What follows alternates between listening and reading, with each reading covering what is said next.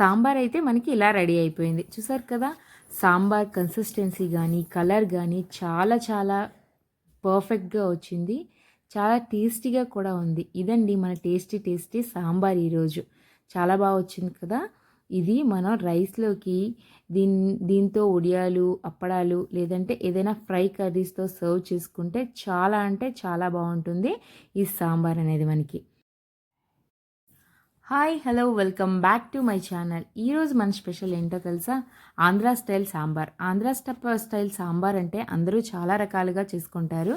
ఇది నా స్టైల్లో నాకు నచ్చేలాగా చేసుకుంటాను.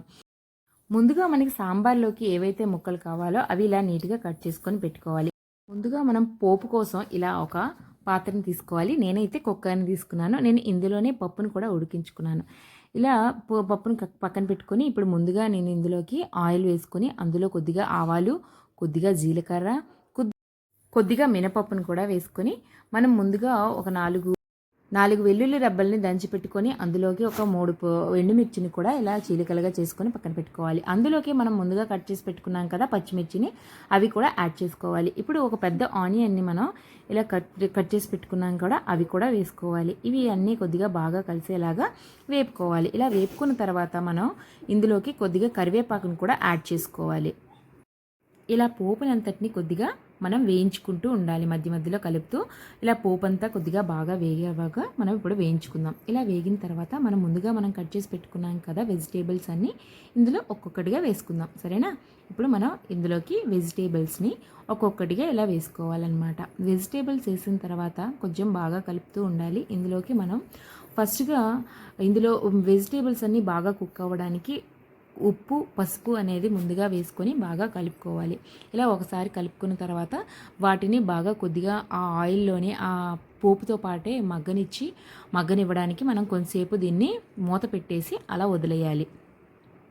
ఇలా వదిలేయడం వల్ల వెజిటేబుల్స్ అనేవి బాగా కొద్దిగా సాఫ్ట్గా అవుతాయి. అలా సాఫ్ట్గా అయిన తర్వాత ముందుగా మనం చింతపండు కూడా నేను పక్కనే నానబెట్టుకున్నాను.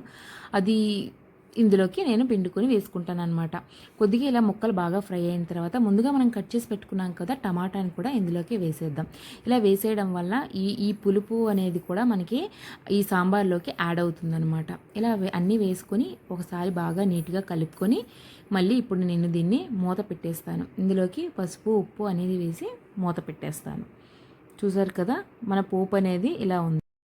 ఈ సాంబార్ రెసిపీని నాకు మా చెల్లి ఒక అమ్మాయి ఇలా చేయమని చెప్పింది. అక్క నీ స్టైల్లో సాంబార్ చేయమని అడిగింది. ఈరోజు నేను ఈ వీడియోని తనకి సాంబార్కి సరిపడా ఉప్పు అనేది వేసుకుందాం.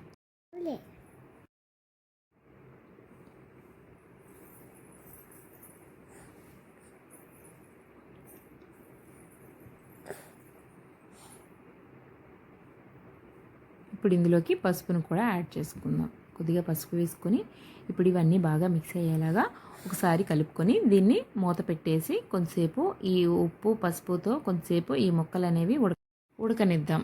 సరేనా? ముందుగా మనం ఇలా ఒకసారి బాగా కలుపుకొని ఇప్పుడు నేను దీనికి మూత అయితే పెట్టేస్తున్నాను.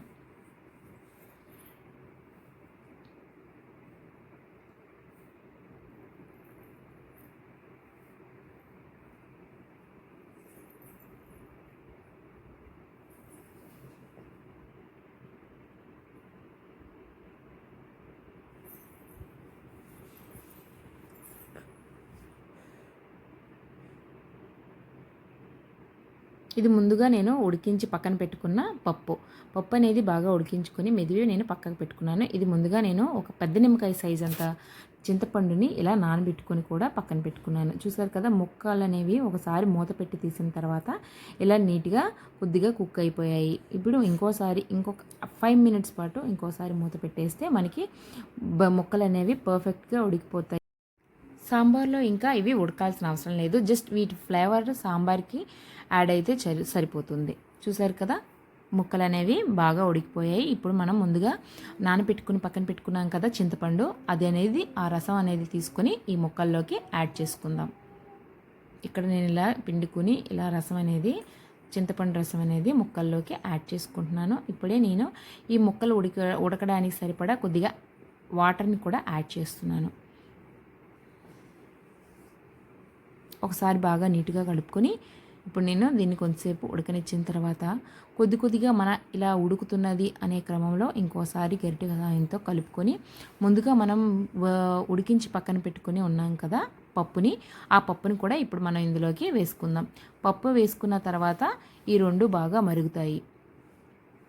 ఈ పప్పు ఫ్లేవర్ ఇంకా ఆ వెజిటేబుల్స్ నుంచి వచ్చే ఆ మొక్కల ఫ్లేవర్ అనేది, చింతపండు పులుపు అనేది బాగా మిక్స్ అయ్యి ఒక సాంబార్కి మనకు ఒక కొత్త టేస్ట్ అనేది వస్తుంది.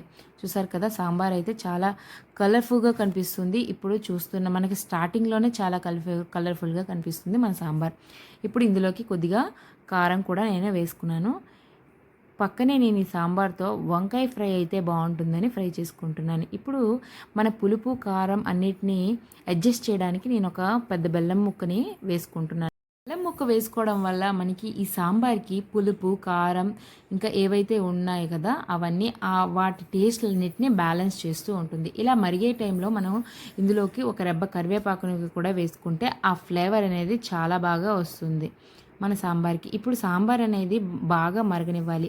మనకి సాంబార్ ఎంత బాగా మరిగితే మనకి టేస్ట్ అనేది అంత బాగా వస్తుంది. చూసారు కదా, నేను ఈ సాంబార్ని మినిమం ఒక 15 మినిట్స్ పాటు నేను అలా బాగా మరగనిచ్చాను. ఆల్రెడీ ముక్కలు ఉడికిపోయాయి కాబట్టి సాంబార్ అనేది ఒక 15 మినిట్స్ పాటు అలా బాగా మరిగించాను. లాస్ట్గా ఇంకా దింపేసే ముందు ఒక 10 మినిట్స్ ముందు ఇలా నేను సాంబార్ పొడి అనేది కొద్దిగా ఇందులోకి వేసుకున్నాను. ఇలా వేసుకున్న తర్వాత మళ్ళీ ఇంకోసారి బాగా కలుపుకొని దీన్ని బాగా మరగనిచ్చాను.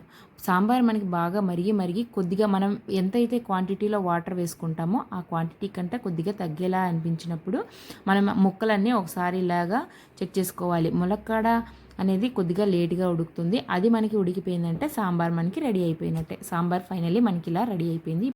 సర్వింగ్ బౌల్లోకి తీసుకొని దీన్ని మనం ఇప్పుడు సర్వ్ చేసుకుందాం. చూసారు కదా, మనకి ఆ సాంబార్ కలర్ అనేది చాలా పర్ఫెక్ట్గా కనిపిస్తుంది. టేస్ట్ కూడా అలానే ఉంటుందని ఈ సాంబార్ వెజిటేబుల్ సాంబార్ నా స్టైల్లో ఒకసారి ఇలా ట్రై చేసి చూడండి. మీకు ఎలా వచ్చిందో కామెంట్ చేయడం మాత్రం మర్చిపోవద్దు. నా వీడియోస్ మీకు నచ్చినట్లయితే నా ఛానల్ని సబ్స్క్రైబ్ చేసుకోండి.